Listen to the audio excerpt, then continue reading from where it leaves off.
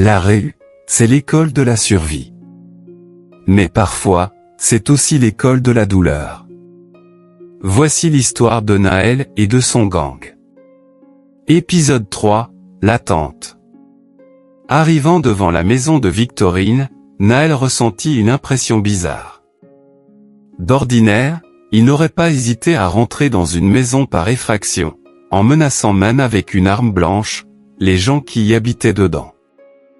Mais là, il ne savait pas pourquoi, il se sentait tout tremblant. Ses pas s'arrêtèrent, malgré lui, à quelques mètres de la porte d'entrée de la maison.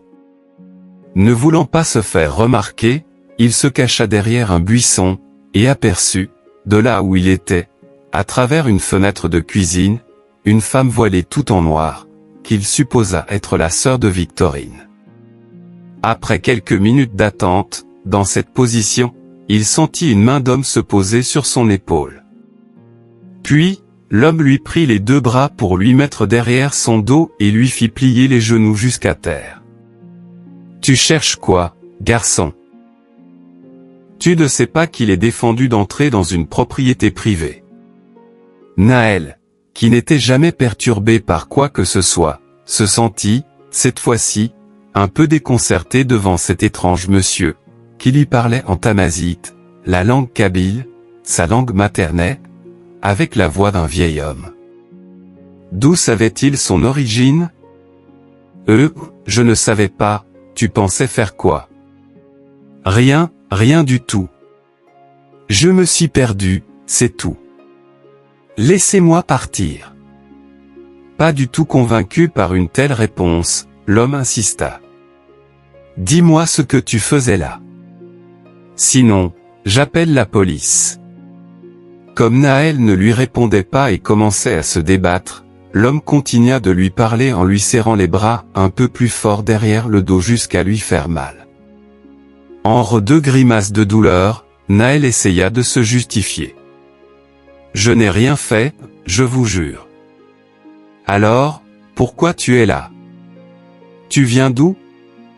Allez, parle, Naël. Comment vous connaissez mon prénom ? Peu importe. Je t'ai posé une question. Réponds. D'accord. Je voulais juste savoir comment allait Victorine. Sans lui dire un mot de plus, l'homme relâcha les bras de Naël et se plaça juste devant lui, en le regardant fixement dans les yeux. Le voyant face à face, Naël se sentit un peu mal à l'aise et n'osa pas bouger. Il savait qu'il ne pourrait pas échapper à cet homme qui l'aurait rattrapé s'il avait osé faire un mouvement.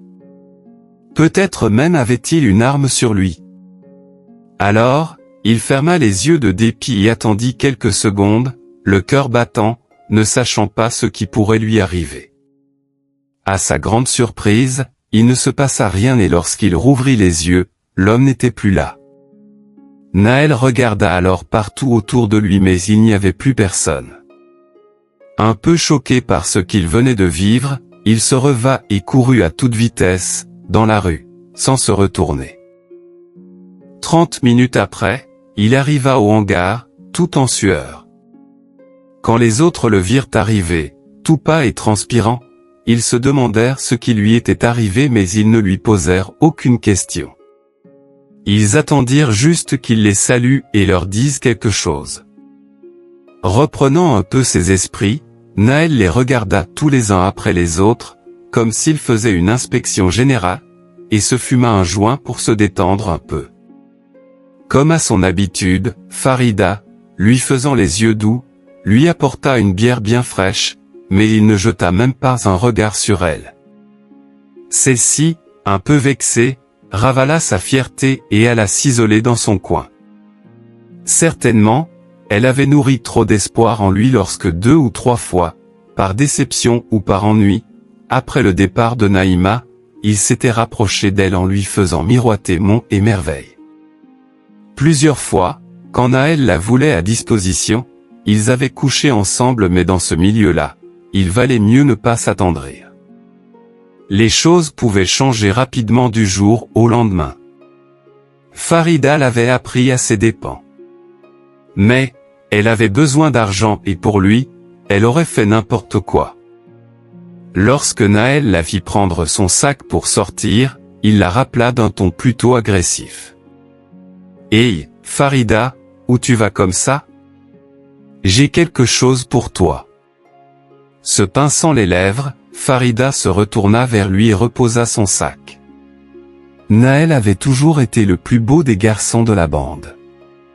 Ce jeune homme au teint mat, aux cheveux noirs un peu ondulés et au regard de braise, lui faisait un tel effet qu'elle pouvait tout lui pardonner, du moment qu'il s'intéressait à elle. Lorsqu'elle s'approcha de lui, il sortit de la poche intérieure de son blouson un petit carnet où il avait noté de nouveaux plans d'action pour chacun d'entre eux. « Farida, toi, tu vas aller là et tu vas faire ton job, comme d'habitude, hein ?» Le cœur un peu lourd, Farida accepta la mission et localisa l'adresse sur son portable. « J'ai compris, Nahel. »« Bien, ma petite. Alors, tu vas rester ici jusqu'à ce que je te dise de partir. D'accord? » ?»« Oui, Nahel. » Sans rien rajouter de plus, Farida retourna dans son coin pendant que Nahel continuait d'envoyer les ogres ici ou là, pour les escapades nocturnes.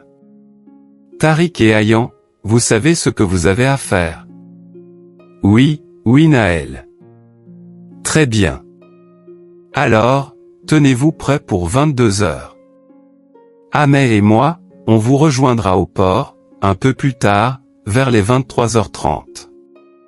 Toi, Tariq, tu as tout ce qu'il faut? Oui, Nahel. Parfait. Chaque opération, organisée par Nahel, était toujours bien calculée au détail près. Il suffisait juste de ne jamais se faire repérer, de ne pas prendre de risques et de ne laisser aucune trace de leur passage, nulle part.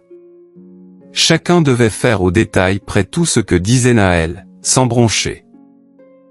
En quelques jours, le gang s'était agrandi de 4 jeunes garçons et de 4 filles, âgés de 20 à 25 ans, qui avaient tout quitté leur famille ou leur pays, par désespoir et s'étaient retrouvés dans la rue, sans argent et sans papier, en attendant de pouvoir rejoindre l'Europe. Ahmed et Tariq, les plus anciens, avaient longuement formé les nouvelles recrues pour être à la botte de Nahel et renforcer son clan afin d'amasser toujours plus d'argent facile. Déjà, quelques couples s'étaient formés sur lesquels Nahel fermait les yeux. Ce n'était pas son affaire. Lui-même profitait, à sa guise, d'une fille ou d'une autre quand il en avait envie. Cela entraînait parfois des règlements de compte assez violents mais Nahel, qui avait acquis un caractère bien trempé, savait quand il fallait arrêter les choses et chacun reprenait sa place sous ses ordres, même avec un œil au cocard ou des cicatrices sur le corps. Les filles adoraient ça. Chaque coup, chaque blessure, chaque bagarre, attisait de plus en plus leur désir d'être avec le gars le plus courageux, le plus le plus viril, celui qui leur en mettait plein les yeux pour se faire valoir. Malheureusement, il arrivait parfois qu'elle ramasse aussi des coups si elle la rânait un peu trop. Aucun bad boy n'aime être dominé par personne, encore moins par une femme. Nahel était de cette trempe-là, avec un fichu caractère qui lui faisait péter les plombs à chaque fois qu'il était contrarié. Il pouvait cogner sur n'importe qui quand il n'était pas bien, même sur une de ses petites protégées. Combien de fois son ami Ahmed l'avait arrêté dans ses excès de violence pour qu'il ne blesse pas davantage les filles qui leur apportaient aussi du profit. Mais, c'était sa vengeance personnelle à lui à cause de l'humiliation et de l'affront que lui avait fait son ex-petite amie, Naïma, en le trompant derrière son dos. Le fait qu'elle l'avait quitté lâchement en fuguant avec un Africain noir l'avait rempli de rage et de haine envers toutes les femmes. Il détestait aussi les Noirs africains, surtout ceux qui venaient prendre les filles de son pays.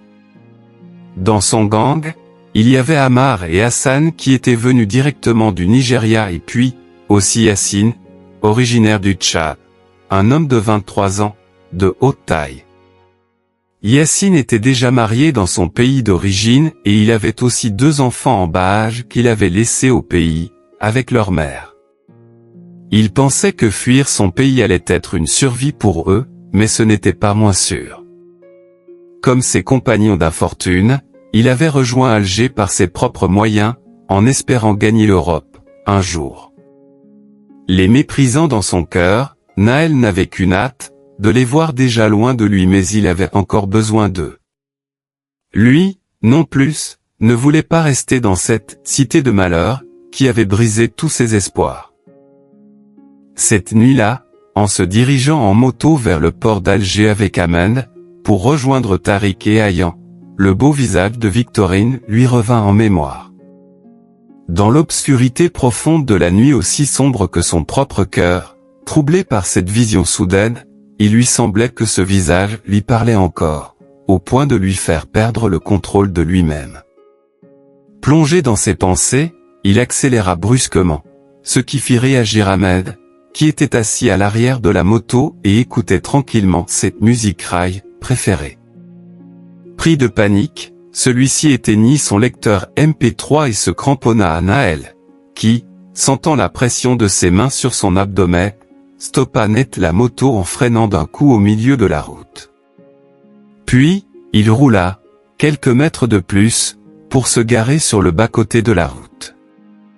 Ahmed descendit le premier et se mit devant la moto, pour s'adresser à Naël, en lui criant dessus. « Hé, Naël, tu n'es pas bien ou quoi? Qu'est-ce qu'il y a, Ahmed? Tu es dingue ou quoi? Tu m'as défoncé les boyaux en appuyant comme ça sur mon ventre.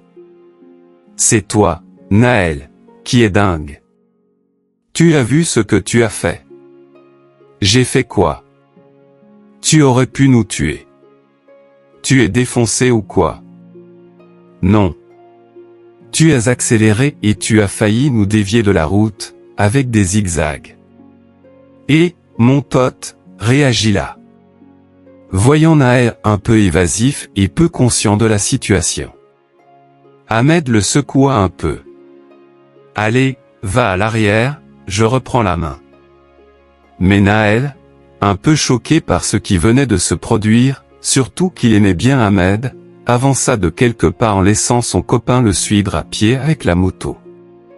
Hey, Naël, tu n'as pas l'air dans ton assiette. Qu'est-ce qui se passe, là? Rien. On dirait que tu as vu un fantôme. Tu es tout pâle. Comment ça, tout pâle? Oui, tu es blanc comme un linge. Tu es malade ou quoi? Non. Comme Naël ne répondait que brièvement à ces questions, Ahmed essaya une autre stratégie. Allez, monte. On y va. Les autres doivent certainement nous attendre au port. Vas-y tout seul. Je veux marcher un peu. En plus, cette moto, elle est pourrie. De vrai, c'est quoi, ce matériel de merde qui accélère tout seul? Mais c'est toi, Naël, qui a appuyé sur l'accélérateur. Tu vois bien qu'elle ne peut pas avancer toute seule, cette moto. Chienne de vie. En disant cela, Naël chuta avec son pied droit dans un petit tas de gravier qui bordait la route et regarda à ses pieds, à la lumière du phare avant de la moto, les petits gravillons s'éparpillaient sur le sol terreux. Inquiet de le voir dans un état, Ahmed le prit par le bras et l'arrêta dans sa marche. Puis, il débloqua la béquille centrale de la moto pour la maintenir debout, et avoir les mains libres. Courant après Naël qui s'était dégagé de lui, pendant le temps où il l'avait lâché, et qui marchait comme un automate, il le rattrapa et le ramena près de la moto. Même dans ses pires moments, Ahmed ne l'avait jamais vu aussi mal de sa vie. Ouvrant le top case de la moto, il en sortit 2 canettes de bière et du tabac. Puis, ils s'assirent tous les deux sur le bord de la route en buvant et en fumant leurs clopes. Pendant un moment, ils restèrent tous les deux très silencieux. Ni l'un, ni l'autre ne comprenaient rien à ce qui se passait. Puis, Naël, comme sous le coup d'une révélation soudaine, se mit à parler. « Tu crois, Ahmed, qu'il y a quelqu'un, là-haut, qui nous voit ici? Écoute ça, Naël, c'est un proverbe de chez nous, dans la nuit noire, sur la pierre noire, une fourmi noire, Dieu la voit. » Naël répéta, plusieurs fois, tout haut, ce que venait de lui apprendre Ahmed. « Ahmed, tu crois qu'Allah me voit comme la fourmi noire? » « Oui, sûrement. Tu sais, moi, j'ai vu un ange. » « Un ange ?» Interloqué, Ahmed retint sa respiration. Est-ce que Naël n'était pas en train de perdre la tête? « Je te le dis, Ahmed. J'ai vu un ange. Ses yeux, tu verrais ses yeux. Ce sont les plus beaux yeux du monde. Sa voix est comme du cristal. Elle émane tant d'amour et de douceur. Depuis que je l'ai rencontrée, je ne cesse de rêver d'elle. C'est un ange. Mais de qui parles-tu? Il n'y a aucune fille que je ne connaisse dans cette ville qui ressemble à cette description. Elle était là, devant moi, en train de contempler la mer, toute vêtue de blanc comme si elle appartenait à un autre monde, un monde invisible au-delà de tout. Intrigué, Ahmed, qui ne savait rien de cette rencontre, s'interrogea encore plus. « Tu l'as vue, où? » « À la grande plage. »« Quand? » ?»« Il y a à peu près un mois, avant qu'on ne quitte le squat. J'étais allé détecter un peu sur la plage et là, je l'ai vue, immobile, toute vêtue de blanc. Depuis, elle ne quitte plus mes pensées. Je me suis même rendu chez elle, aujourd'hui. » En entendant cela, Ahmed secoua la tête et se mit à crier après Naël. « Tu es allé jusqu'à chez elle? »« Oui. »« Allah te protège, Naël. »« Qu'est-ce que tu as fait? »« Je voulais juste parler avec elle. Mais, un homme, que je n'ai pas vu venir, m'a bloqué par terre. Puis il a disparu. »« Ah, Naël. Tu es fou ou quoi? » Pour le ramener à la réalité, Ahmed lui rappela une des règles qu'il avait lui-même instituées. « Naël, on avait dit pas de filles à l'extérieur. Tu vas t'attirer des ennuis. Oublie-la. Chez nous, tu peux avoir toutes les filles que tu veux. Regarde Farida. Elle te mange dans la main, cette petite. Je ne te parle pas de ça, Ahmed. Tu n'as rien compris. Compris quoi? Laisse tomber. Allez, on va chercher les autres au port. C'est mieux? » Reprenant un ton plus dur, Naël força presque Ahmed à se mettre à l'avant pour conduire la moto, et se mit à l'arrière pour pouvoir appeler ses gars, Tariq et Ayan, qui devaient les attendre au port. Mais ne les voyant pas arriver, les gars avaient repris la route vers la ville. Naël se mit à jurer de tous les noms. « Putain, c'est quoi ça, ce soir ?» D'un coup de main habile, Ahmed fit un angle à 90 degrés avec la moto, faisant crisser les pneus, pour faire demi-tour. Alors qu'ils étaient à mi-chemin, la moto commença à faire un drôle de bruit. Le moteur se mit à sauter. Ne roulant pas très vite, Ahmed eut le temps de freiner et de se garer sur le côté. Naël commença à insulter Ahmed, qui avait pourtant mis l'essence, avant de prendre la route. « Oh, calme-toi, Naël. Je n'y suis pour rien, moi. Je ne sais pas ce qui se passe. » Ahmed regarda un peu le moteur mais tout, en apparence, était bon. Cela doit venir peut-être des gicleurs. Il faudra que je vérifie ça à la lumière du jour. Pour l'instant, qu'est-ce qu'on fait? Contrarié, Naël se mit à jurer encore plus fort, en tapant la moto avec son pied. Quelle nuit maudite! Je déteste ça. À suivre.